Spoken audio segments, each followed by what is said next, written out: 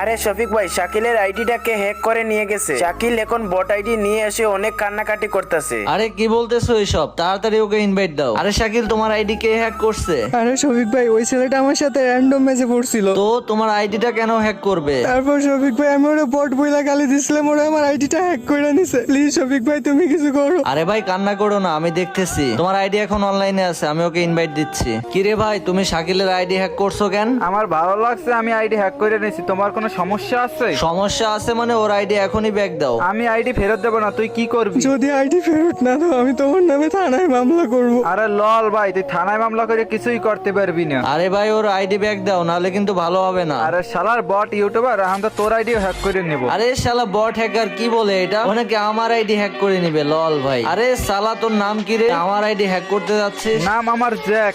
এই দেখ শালা বট ইউটিউবার, এখন তোর আইডিও করে ফেলাম হ্যাক। ভাই এটা কি হইলো?